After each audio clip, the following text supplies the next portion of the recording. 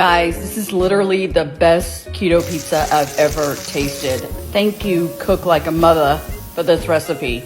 Using low-carb tortillas that I've melted butter and garlic in. You're gonna top the tortillas with that and stick it in the oven at 400. Then just add in Rayo's marinara sauce and add in burrata cheese. This right here is what makes the difference. You top it with salt and pepper, onion powder, garlic powder, and Italian seasoning, and it just bubbles up like this.